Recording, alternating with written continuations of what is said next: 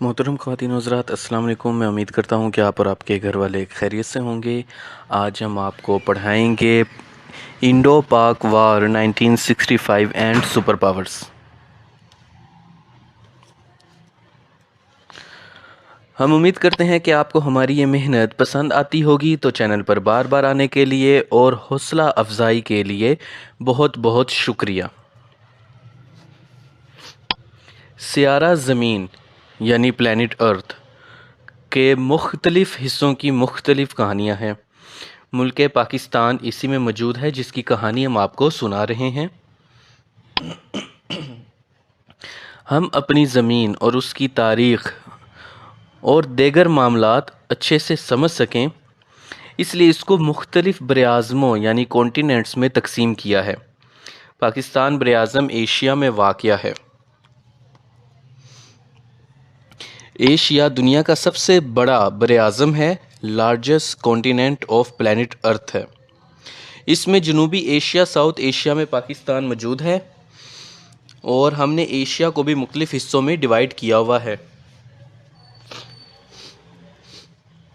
आप स्क्रीन के दाईं जानिब यानी राइट साइड पे पाकिस्तान का सियासी नक्शा देख सकते हैं कि नज़रियाती मतलब के आइडियोलॉजिकली और सियासी यानी पॉलिटिकली सियासी तौर पर कौन कौन से इलाके पाकिस्तान का हिस्सा हैं। मोहतरम ख़वातीनो हज़रात, ज़ुल्फ़िकार अली भुट्टो ने एक बात की थी कि जब बातचीत से मसाइल हल ना हो तो उसकी जगह क़ुव्वत का इस्तेमाल किया जाता है। 1965 की जंग इस बात का सबूत है। खारजा पॉलिसी की नाकामी भी 1965 की जंग की वजह से बनी थी। यानी कि खारजा पॉलिसी जब नाकाम हुई तो जंग हुई। इस जंग की वजह से आस पास के सब मुल्कों पर भी काफ़ी गहरा असर पड़ा। जनूबी एशिया पर तो ख़ास तौर पर काफ़ी गहरा असर पड़ा था। इसने जियोपॉलिटिक्स पर भी अपना असर छोड़ दिया था। पाकिस्तान ने कश्मीर की आज़ादी के लिए ऑपरेशन जिब्राल्टर शुरू किया था। शमशाद अहमद, जो कि पाकिस्तान के कई ममालिकों में सफ़ीर रह चुके हैं, एम्बेसडर रह चुके हैं, उनका एक पॉडकास्ट था जिसके अंदर उन्होंने खुद बताया और वो अपनी नोट्स और बुक्स के अंदर भी बातें बताते हैं कि ऑपरेशन जिब्राल्टर बहुत ही तेज़ी से हो रहा था और इतनी तेज़ी से हो रहा था कि अगर हम उसी स्पीड से आगे बढ़ते रहते तो कश्मीर आज़ाद हो जाना था और शायद हम दिल्ली तक भी पहुंच जाते।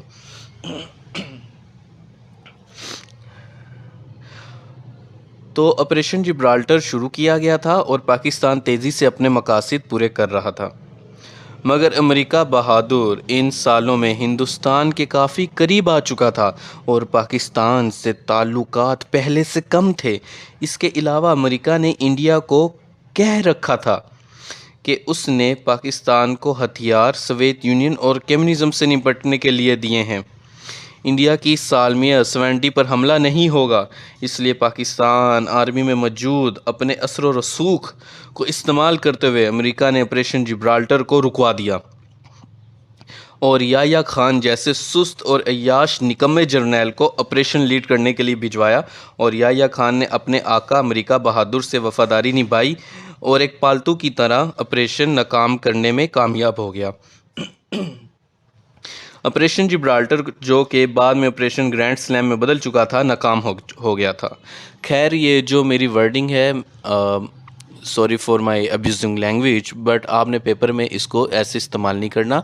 आपने बहुत महज़्ज़ब होकर बताना है कि किसकी क्या गलती थी। सदर अयूब खान को अमेरिका से दूरी महंगी पड़ी और चीन के बाद सोवियत यूनियन के दौरे का अमेरिकी जवाब मिल गया था। तो फिर इंडिया ने कश्मीर में होने वाले ऑपरेशन का बदला लेने के लिए इंटरनेशनल बॉर्डर्स पर हमला कर दिया, जिसकी उम्मीद पाकिस्तान को बिल्कुल भी नहीं थी। इस तरह सितंबर के महीने में 1965 में जंग का आगाज़ हुआ था।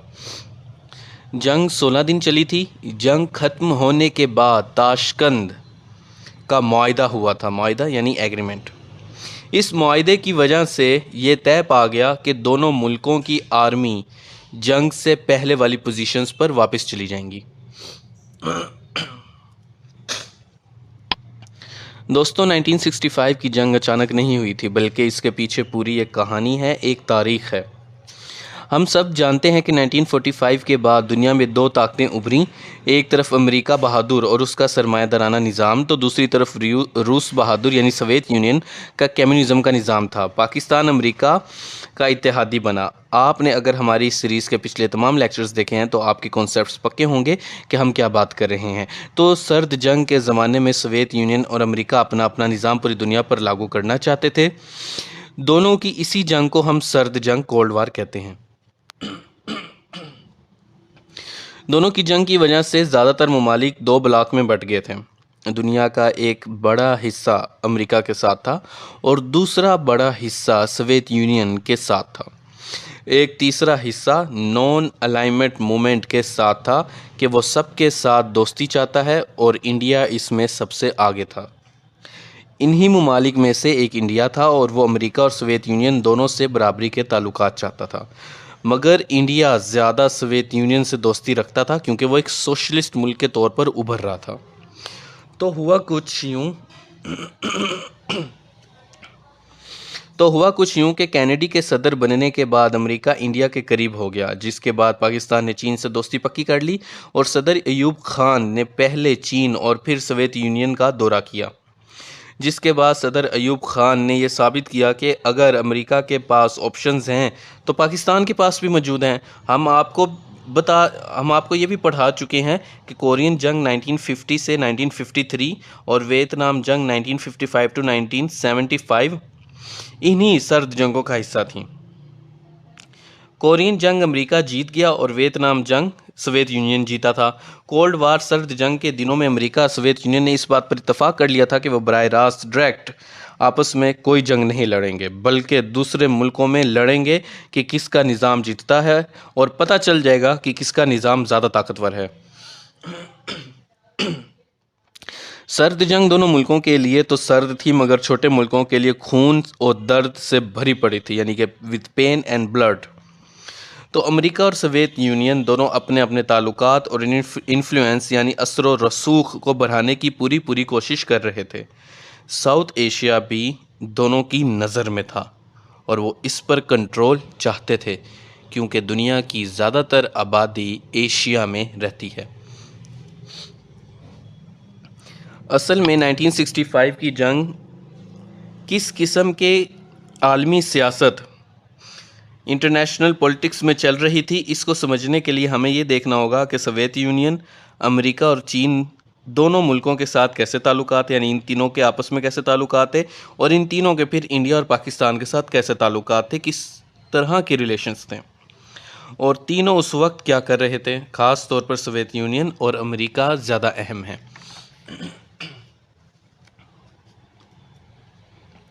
सबसे पहले बात करते हैं सोवियत यूनियन और अमेरिका के बारे में कि वो दोनों तो एक दूसरे के मुखालिफ थे और दोनों का अपना सियासी यानी पॉलिटिकल और माशी यानी इकोनॉमिक निज़ाम सिस्टम पूरी दुनिया में नाफिज करना था। कम्युनिज़म को उर्दू में इश्तराकियत कहते हैं। जिस तरह कैपिटलिज़म को सरमायादाराना निज़ाम कहते हैं, वैसे ही कम्युनिज़म को उर्दू में इश्तराकियत कहते हैं। तो वापस आते हैं अपने टॉपिक की तरफ। दोनों मुल्कों ने वियतनाम, कोरिया और अफ़गानिस्तान में अपने अपने ग्रुप्स को सपोर्ट किया और इनडायरेक्टली जंग भी की। दोनों ने अपने अपने ग्रुप्स को हर तरह की सपोर्ट दी, पैसे दिए, हथियार दिए और अमेरिका ने भी ये किया, सोवियत यूनियन ने भी किया। वियतनाम की जंग में तो अमेरिका जंग में शामिल हुआ था और बाद में यही गलती रूस ने कर दी थी अफ़गानिस्तान में कि वो डायरेक्ट खुद लड़ने चला गया था। अमेरिका चाहता था कि वो कम्युनिज़म इश्तराकियत को रोक दे क्योंकि वो बहुत तेज़ी से मशहूर हो रहा था। दूसरी तरफ सोवियत यूनियन ये चाहता था कि पूरी दुनिया पर कम्युनिज़म आ जाए और सब लोग उसको आजमाएं। चीन में माओ के इनकलाब के बाद चीन एक कम्युनिस्ट मुल्क बन गया और वो रूस के करीब था क्योंकि दोनों मुल्कों में कम्युनिज़म यानी इश्तराकियत चल रही थी।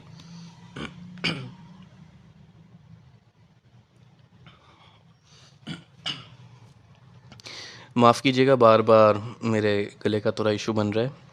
कोरिया की जंग में सोवियत यूनियन खुद फ़ौज लेकर नहीं आया था, बल्कि चीन इसकी तरफ से आया। तो कोरिया में सोवियत यूनियन की ग्रुप की मदद इस तरह की गई थी क्योंकि कोरिया का बॉर्डर चीन के साथ मिलता है, मतलब चीन और कोरिया हमसाया ममालिक है, और नॉर्थ कोरिया आज भी चीन के साथ बॉर्डर शेयर करता है। आप यहाँ नक्शे मैप पर देख सकते हैं कि कोरिया का हमसाया होने की वजह से चीन इसकी बराह रास्त यानी कि डायरेक्टली मदद कर सकता था, और उसने की। आप जोग्राफिया यानी ज्योग्राफी को उर्दू में जोग्राफिया कहते हैं, तो आप ज्योग्राफी को अच्छे तरीके से समझ सकें इसलिए आपको ये नक्शे दिखाए जाते हैं। उन दिनों में हर इलाका बहुत अहम था, ख़ास करके हमसाए ममालिक बहुत ज़्यादा अहम थे। आप देख सकते हैं कि वियतनाम चीन के जनूब साउथ में मौजूद है।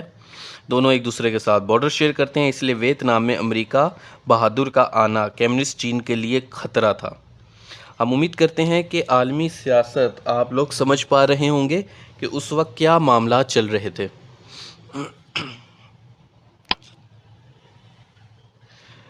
तो मैं आपको ये बताना चाहता हूँ कि हमसाए ममालिक इसलिए अहम होते हैं कि जैसे आप समझ लें, क्यूबा मुल्क है अमेरिका के पास, वहाँ पर कम्युनिज़्म आ गया था, तो ये अमेरिका के लिए एक बहुत बड़ा थप्पड़ था कि तुम अपना हमसाया तो बचा नहीं सकते, तो तुम हमारे मुल्क में अपना निज़ाम कैसे लाओगे। इसलिए हमसाए बहुत ही ज़्यादा अहम होते हैं। पैसिफिक ओशन के एक तरफ अमेरिका बहादुर और दूसरी तरफ चीन बहादुर और सोवियत यूनियन यानी रूस बहादुर को आप देख सकते हैं।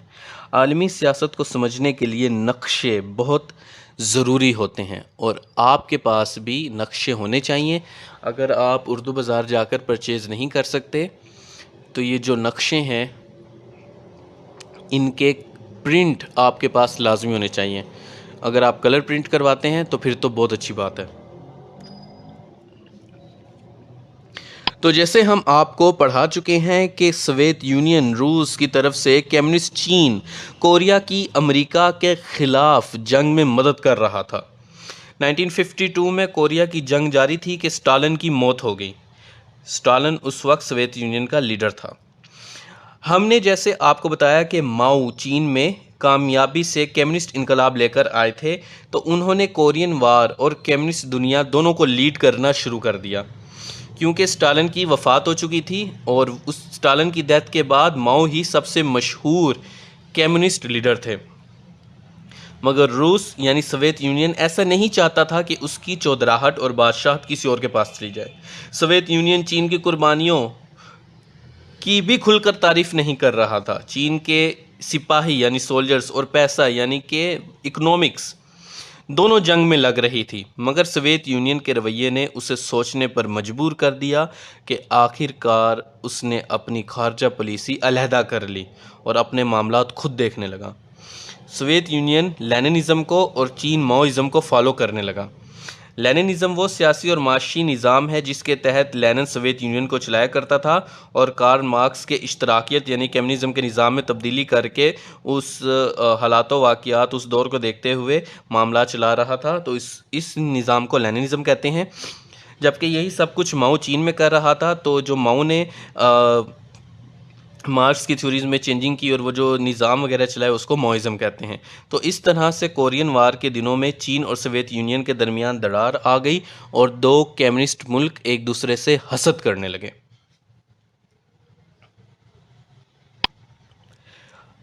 अब हम देखेंगे कि आलमी ताकतों का एशिया के ममालिक और कंट्रीज़ के साथ किस तरह का रवैया था। हिंदुस्तान ब्रिटिश इंडिया को 1947 में आज़ादी मिली। दोनों मुल्क वजूद में आ गए। पंडित जवाहरलाल नेहरू इंडिया के पहले वज़ीर-ए-आज़म बने, प्रीमियर यानी वज़ीर-ए-आज़म। माशी बराबरी यानी इकोनॉमिक इक्वालिटी उनकी पहली तरजीह थी। वो इंडिया को सोशलिस्ट मुल्क बनाना चाहते थे। इस वजह से सोवियत यूनियन की तरफ उनका झुकाव था और रूस ने भी उनको वेलकम किया। मगर नेहरू ने किसी मुल्क के साथ 100% जुड़ने से परहेज़ की, एहतियात की। वो अमेरिका बहादुर और सोवियत यूनियन बहादुर दोनों से फ़ायदे हासिल करना चाहते थे। पाकिस्तान अमेरिका बहादुर का इत्तेहादी अलाय बन गया। चीन के साथ पाकिस्तान के मामलात उतार चढ़ाव का शिकार रहे, मगर बाद में दोनों की दोस्ती हो गई। ये सब हम आपको पढ़ा चुके हैं। हम उम्मीद करते हैं कि आपको हमारी ये सीरीज़ पसंद आ रही होगी और आप चैनल के अंदर अगर आप जाएं तो वहाँ प्लेलिस्ट के वाले ऑप्शन में जाएं तो आपको मुख्तलिफ़ टॉपिक्स के ऊपर पूरी की पूरी प्लेलिस्ट मिल जाएंगी और हम उम्मीद करते हैं कि आपको ये पसंद आएंगी। 1962 में चीन भारत जंग हुई।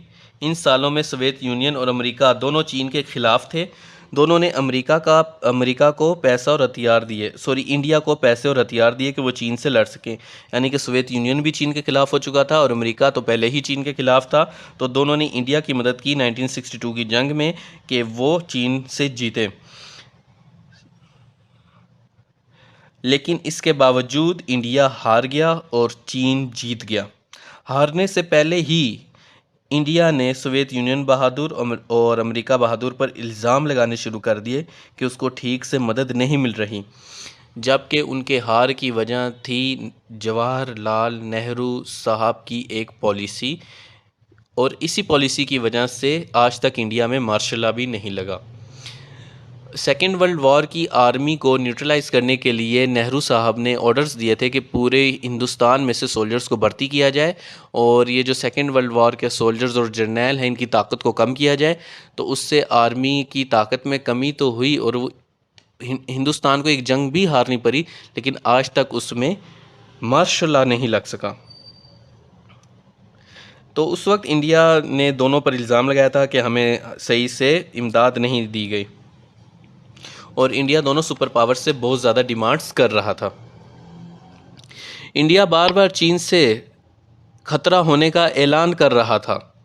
इसका नतीजा ये निकला कि इंडिया की और ज़्यादा मदद की गई। पाकिस्तान ये सब मामला देख रहा था। पाकिस्तान बार बार अमेरिका को कह रहा था कि इसके दिए पैसों और हथियारों से इंडिया चीन पर नहीं बल्कि बाद में पाकिस्तान पर हमला कर देगा।